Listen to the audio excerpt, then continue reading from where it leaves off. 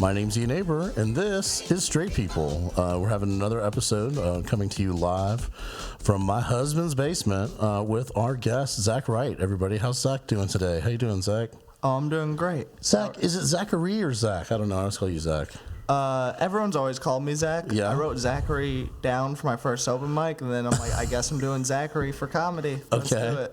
Okay, cool. Well, Zach or Zachary, depending on if you're funny, we'll call you Zachary at the end of this. You are my second time guest here on Straight People. Hell yeah. Yeah. Can't wait to just bore people again. Hell Just yeah. straighten it up. So you're still straight. Unfortunately. Unfortunately.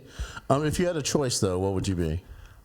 I thought about this recently. I think if sexuality was a choice, 100% asexual. Asexual? It just seems like you'd get so much more stuff done. You get a lot of stuff done? I guess that's true. Like, you don't have to worry about having a broken heart. Yeah, like you can just keep going. But isn't there... I was reading recently about asexual. So there's asexual, like, sexuality. And then there's, like, that you could still have romantic... So you're not fucking, but you're still dating and you still have relationships. That sounds terrible. Yeah, that sounds like you got a curse. That sounds... But big ups to our asexuals, our big asexual demographic listening. I don't know if there's any or not. But if they are, they're going to complain about what we just said. So. Well, hit me up. Let me know if you feel like you save more money. Right? Because I feel like I would. I feel like if I was who buys you dinner? Who buys you dinner when you're asexual, though? Fair, but who are you buying dinner for? That's true. Maybe that it's just a net positive. It's just a net positive. Just equals out. So the last time I talked to you personally, you were starting a new job canvassing for Amnesty International. And just let the audience know, right now while recording this episode, I am in between shifts at Mellow Mushroom. You are? Okay. So did that not last? Or? No, I was there for like a month. Yeah. Canvassing houses here in Atlanta for Amnesty International, working on the refugee crisis. Yeah. Where? Which refugee global crisis? Refugee crisis is what we're told to say. Yeah. We work on both political refugees and like war-torn governments, stuff like that, and also natural disasters like the Australian wildfire. Yeah.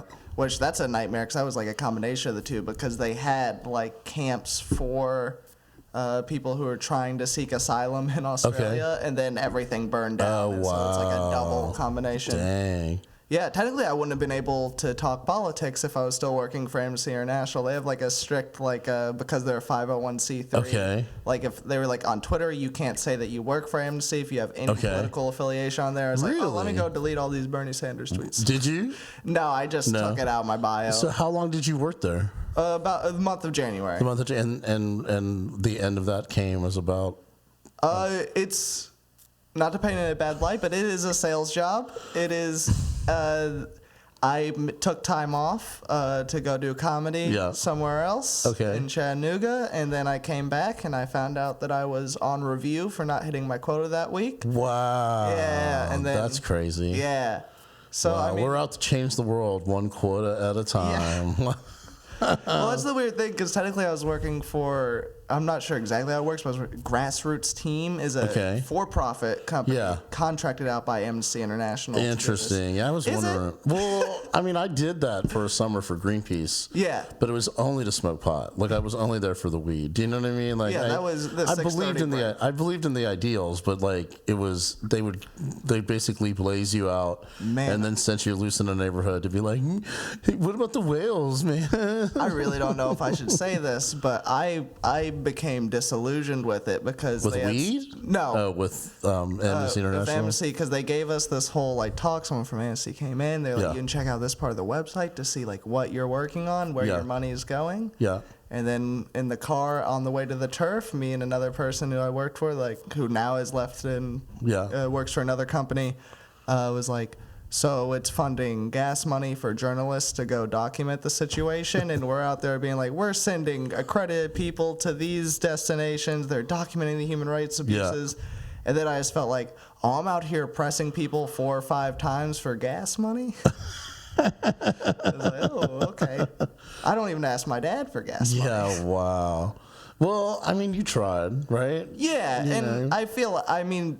Not to dismiss all the work Amnesty does. They do amazing things, and they have a strong lobbying arm. Yeah. But if you look at a lot of like their successful campaigns, it's motivating people to get involved and then send like letters in to get political prisoners free. Absolutely. Which I didn't even know they had a canvassing arm. Like, what portion of their operating revenue comes from people going door to door? Well, that's the thing is, like, when I got the job, they're like, oh, we haven't had to send canvassers out door to door in over 20 years. Yeah. So this is a very new thing that they were doing or bringing back. And then I really don't know. Like, the idea of, like, we were only supposed to get monthly sustainers. Like, we weren't. Oh, so no one time? No, yeah. Wow, that's interesting. But that's, like, it's better for the people to sign up because then, like, you get to vote on, like, what Amnesty should be doing. Okay. But I feel like if you want to get involved with Amnesty, you can also go on their website and they can tell you how to locally get involved in your own chapter in your city. Have you thought about just going door to door to let people know about the website? Oh, they got really mad if someone said no to money and you're just like, okay, check out the website and walked away. That was a big no. Wow. Yeah. So do they teach you like closing techniques where you, so like, oh, yeah, it's a sales job. If you talk to somebody and you were like trying to sell, and I'm like, you know what? If you say I amnestized last year. I'm supposed to response cycle you 3 to 6 times before I walk away. What's a response cycle? So say if you're like, oh, I don't know about monthly, I'm supposed to go like, I hear you on this issue, but you're with us, right? Like, this is an important matter to you. Well, right now, we have Venezuelans living off $6 a month right now. You couldn't live off $6. I couldn't live off $6 a month. Yeah. This is a crisis situation. When you sign up monthly, it gives us the ability to stay in these areas longer. But $6 Venezuelan dollars or $6 American US dollars? In Venezuela? Because, like, the inflation rate, it's, like, thousands of dollars just to get, like, chicken in their currency. Wow. So, like, it's tough. So it's like, oh, we're supposed to, like, they would always be like, don't guilt people. But then also your response cycles are like, right now we have 4,500 children being documented of sexual assault in the U.S. detention centers alone. I'm like, that's not guilt. What? Yeah. Like, what? 45,000 children being sexually assaulted? Minors of 18 and younger, like, documented cases of sexual abuse in, like, the detention centers. Like, from, like, people trying to cross into the U.S. Is that a real number? Yes. 45,000 sexual assault cases? Yes. Like, there's, like, issues of, like, trans, like, teens who have been murdered. Then there's there's like some crazy stuff I've seen, like of like nonprofit organizations going in asking to speak to children. Yeah. And like looking at the list of names of like young is like listed as like 0 years old and be like, can I speak to this child? And the people come back in 15 minutes later and they're like, we couldn't find them. They're like, well, what'd you do? Well, we went to the pen where they were all out and called out their name and they didn't come to us. So, like, these detention centers are fucking, like, insane. That's like, a nightmare. Yeah, like, these places are terrible. They need to be shut down, and I support Amnesty trying to do that.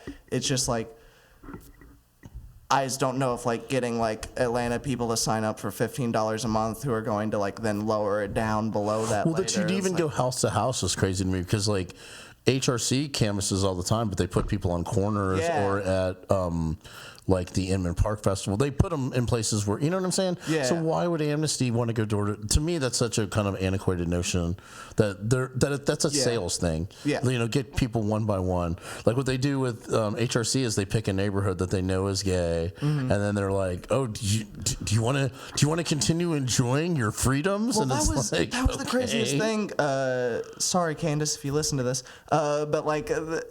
Candace, it sounds like Canvas almost. Yeah. Wow. But the people like they had running the Atlanta office, not from Atlanta, do not know these neighborhoods. It's people who did well in other offices around them, like sent here. Yeah. And then like they're putting us in neighborhoods where I'm like, why are we here? Like these are all like older people living off fixed incomes who are not going to be able to do it.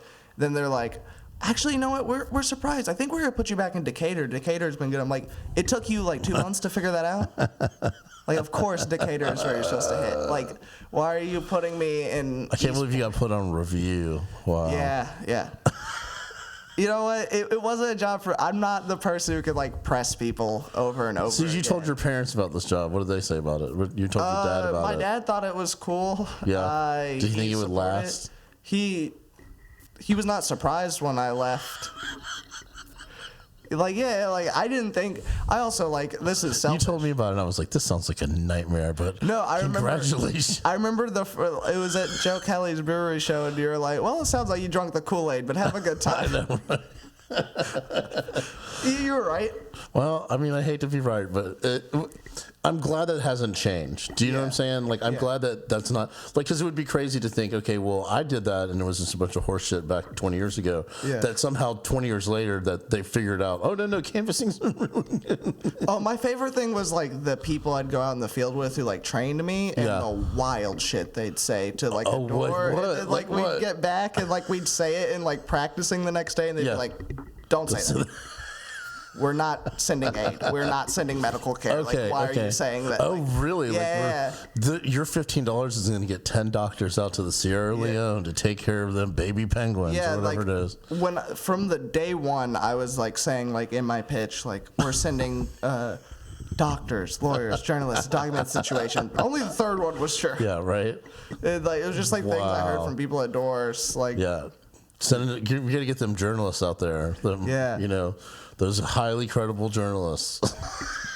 Yeah, everyone loves journalists. They're doing a great job right now. So wait, you have to go back to Mellow Mushroom today? Yes. Well, that's the indignity of it all. Yeah. Going back to the service industry sucks. Hey, at least they took you back, right? Or did you quit? Yeah. You didn't quit altogether. I quit Mellow, and then they like took you back. Yeah, like the Simpsons. Don't forget, you're here forever. Yeah. Exactly. Just might as well be on the Mellow Mushroom. Everyone comes back. Did you lose your mic, though, or is Aaron Chastain? No, Aaron took over for like the month I was gone. Oh, so now it's back. So we're back to like co-running it.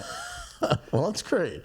Well, I brought you in because it is an election year, and you are the person who probably knows the most about politics because you took whatever that class is in 10th grade that they teach you. I was radicalized by a 10th grade teacher. You were radicalized by a 10th grade teacher. So what are your thoughts on, so we've got primaries coming up and then the election in general. Yeah. So what are your, like you pretty much called Stacey Abrams the last time I had you on, which was that she wasn't going to win, even though we all wanted her to. Yeah. Do you think she was going to end up being somebody's running mate? Which, real quick update on Stacey Abrams. So incredibly disappointed by how quickly she's like ready to endorse Bloomberg. Oh, and, yeah, right. Just take the money. That's upsetting. Of like, it was never like. Has she done that yet though, or is she just like she's popped up at like campaign events for Bloomberg, and you don't do that for free. No, well that's true. And that's the thing is like honestly. Do you think she'd really be his running mate though? I think that would be insane of her. I think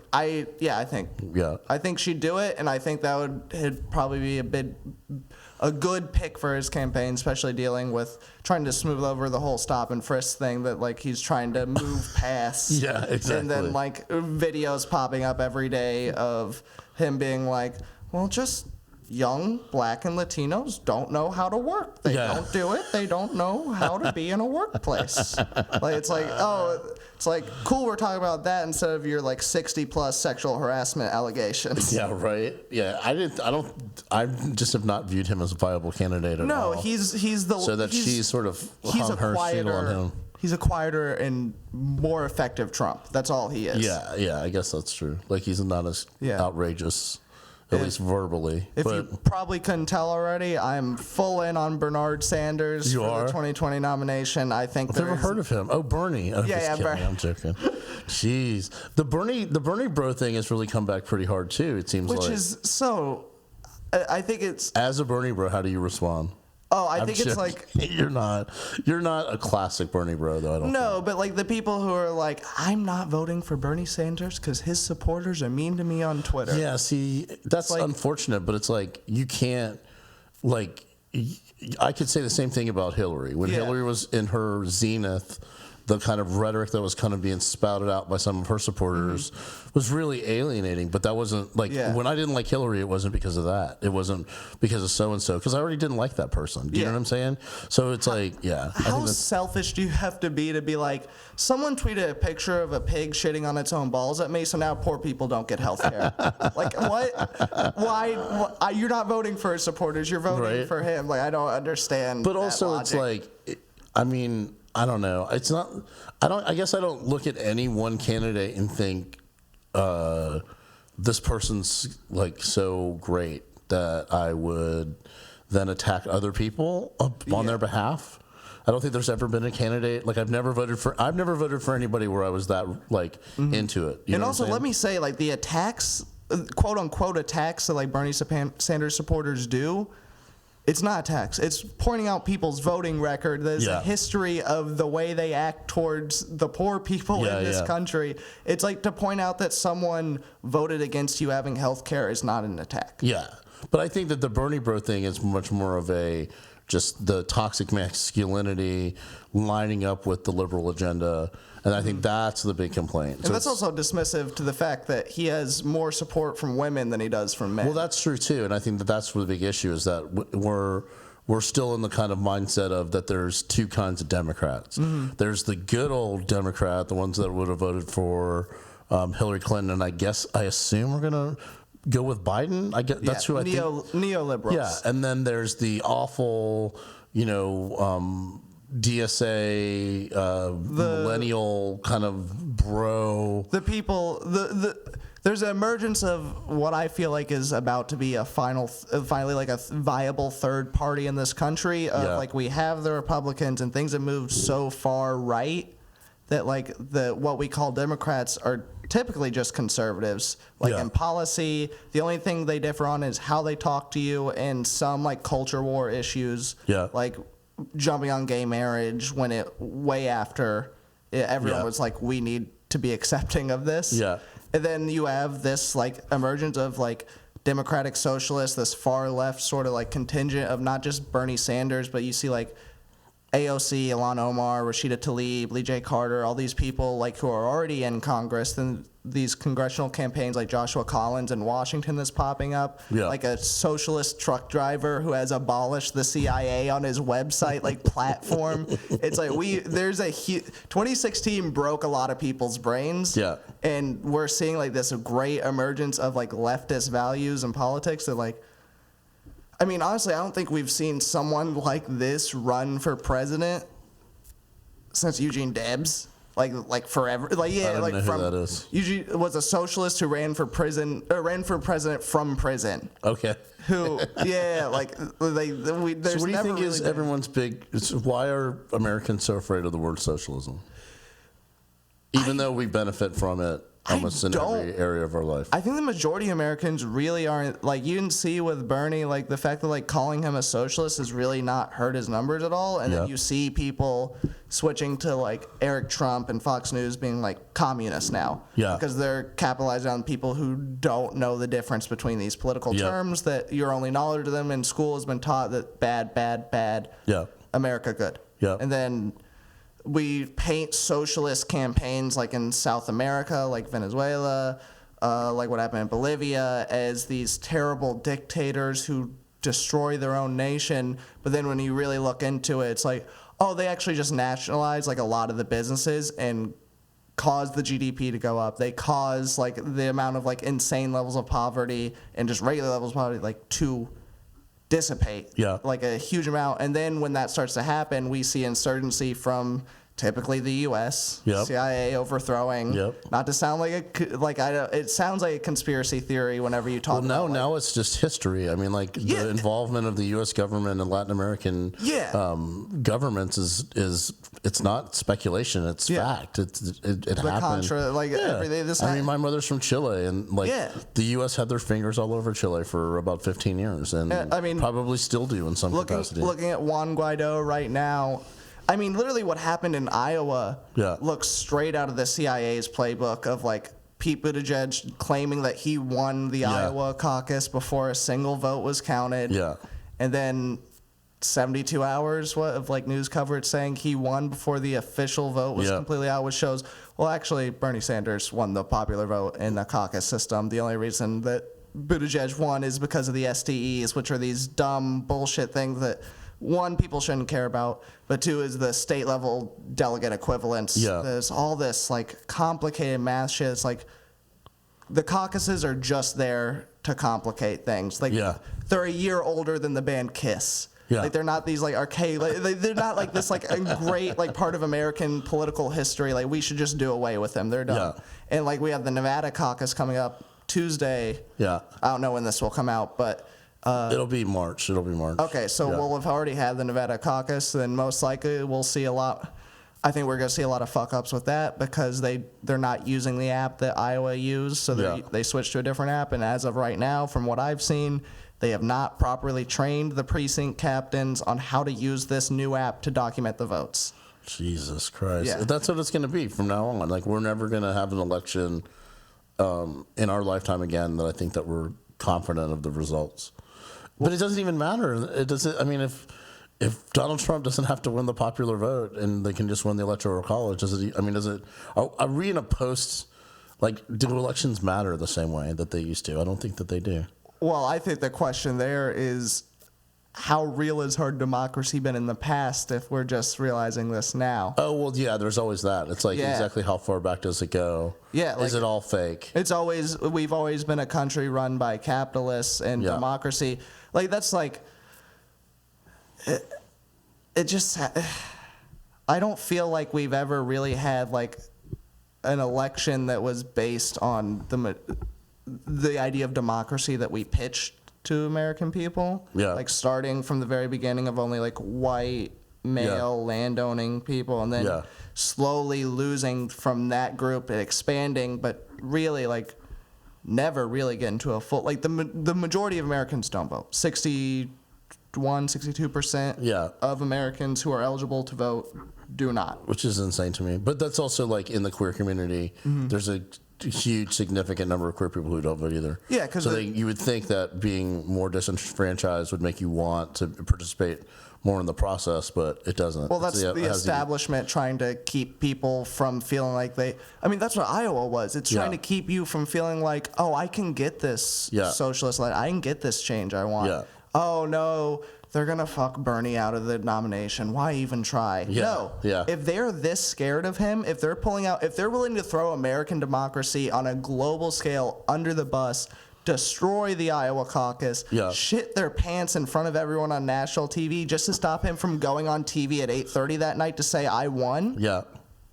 It can happen. Yeah. The establishment wouldn't be so scared if, like, all the people are like, Bernie Sanders can't win. Bernie Sanders can't get anything done. If that were true, they wouldn't be so fucking terrified right now. So, do you think Bernie will get the nomination? Yes, 100%. And who will his running mate be? What's your guess? I don't know. I really don't know. Apparently, at one point, he looked into the possibility of Elizabeth Warren having a dual role as both VP and I can't remember, some cabinet position. They looked into the possibility of that, but I think Elizabeth Warren is kind of thrown that away with the attacks towards Bernie. Okay. And I don't know, I personally, again, this is going to sound like all conspiracy theory, I think it has to be someone equally left, if not further left than Bernie as his running mate. Otherwise, why not just kill Bernie? Oh, yeah. Why not? If he gets a more centrist, like VP, like Elizabeth Warren, why not just kill Bernie and let Warren take over, which is what they wanted, which is the whole reason Warren's still in it, I believe, is to basically, so they have this fail-safe at the convention to be like, well, with delegates, actually Elizabeth Warren wins. Yeah. But there you go, to the left, like, oh, here, like, it's pretty far left, like, that's like a little, like, throwing you a little bone there. Yeah. And So who's they? Who's they that are going to kill Bernie Sanders? I would say the CIA? Not necessarily CIA, but the same sort of, like, corporate power interests of, like, the invisible hands, so to speak. Yeah, usually it's funny because usually you say they, you just mean the three parentheses Jewish people, but but he's Bernie, so it's not that was. Real quick, shout out Brian King. He had a very funny tweet. The Bernie Sanders not getting media coverage is making me rethink this whole Jews run the media thing. Very funny. Not every Jew likes every other Jew, though. Yeah. I think Bernie Sanders is definitely not an establishment Jewish person, I guess, in that regard. Yeah. I think, like, the problem with, like, they is, like, defining it is, like, you can look at, like, a coordinated interest of, like, billionaires like Mike Bloomberg not wanting Bernie to win, jumping in the race, trying to buy it. Yeah. Media coverage of Bernie either being negative or ignoring him until the point that they can't. They definitely ignore. I mean, we watch. I watch a lot of news, but I watch every weekend. I watch This Week and the other one. What's the other awful one? The NBC and ABC. They have, like, basically This Week and with George Stephanopoulos and Meet the Press. Yeah, he gets so little. like comparative to everyone else, he gets such little coverage. And when they do cover it, it's always overwhelmingly negative, that there's not a lot of nice things to say about him. But then like Amy Klobuchar, geez, they'll dedicate like 45 minutes to her dumb ass. You know what I mean? It's just like insane to me. So it's very much like you can tell. And that's been the case since like, I mean, all the way through the 2016 elections and before that. It's like every Sunday we watch, and like my husband's one of those people who like screams at the television. So it's like, just put Bernie on or whatever. Yeah. But yeah, I definitely noticed that he gets, like even Pete gets more than him. Yeah. And it's like, Pete's not even, in my opinion, truly a viable candidate. No, like, Pete's CIA, 100%. You think so? 100%. Wow. Out of Rhodes Scholar from Harvard, comes out of there, gets a job at McKinsey, the whole bread price fixing scandal in Canada. I guess that's but true. McKinsey, like McKinsey then being contracted by the U.S. government to help rebuild Iraq's economy. Yeah. While he's in Iraq, he at 25 takes a vacation to Somaliland, a breakaway African country where he meets with local government officials. He likes to party. And then gets an op-ed written about it in the New York Times. You know how you'd vacation at 25? Yeah. Like that, exactly like that. That's crazy. His whole story is just, it's like, and he's too centrist. Like for gay, it's like he has he's never come out and really talked about, like, as a queer person, if you're white, that you try your best to understand that you do have privilege inside of the queer community. And he's somebody who's just never talked on that, and that you need to use whatever white privilege you get being a white queer to help queer people of color. And I just don't see him. Oh, how he handled the situation in Fort Bend or South Bend, Indiana. Yeah. Like where you had a black police chief trying to address the racism within the police system in his own city, and what does he do? He fires that police chief. You have a black teen murdered by the police in South Bend while you're running for president. You come back to South Bend. You don't talk to that family. You say you're running for president, so you leave. Yeah. You like immediately you only talk to the police and like tell them everything's okay, that you support them, and then you go back to do a debate. Yeah. It's like, how are, at a larger scale, like how are black communities supposed to like trust that you'll do anything better? Yeah, absolutely. Than the current. Well, but I just even look at him as a gay person and how we operate in our own community. I can tell he's not. He's somebody who's not connected to the queer community in any way. That's substantial that I can see. And then his big thing was to wait for a little while to get that criticism, and then he's like, "Oh, well, I'm being criticized because I'm not the right kind of gay." It's like, no, you're getting criticized because you don't participate. Like my favorite thing about the queer community is it doesn't exist unless you actively participate in it. Do you know what I'm saying? So he's just not there. And then he wants to present his husband as the first gentleman, and it's like, look, okay, if you wanted me to buy into how fucking awesome your husband is, I would have done that a while ago had you courted him. You know what I mean? Like, you should have dusted his ass off and got him out there a little bit earlier along the way. But yeah, I don't know. Pete's not viable to me just in terms of like, CIA, I guess is the one way to look at it. But like I said, my view of him is he's already been bought and paid for. Yeah. So that could be CIA. That could be that he's just connected. He's old. He's already, without even being around, he's already old. Politics. Yeah, exactly. That's the whole thing. It's like if you want to get into the thing of like, is he CIA or is he not? Yeah. Doesn't matter. Yeah. The policies he's going to put in place are going to still benefit the same power structures whether he is or not.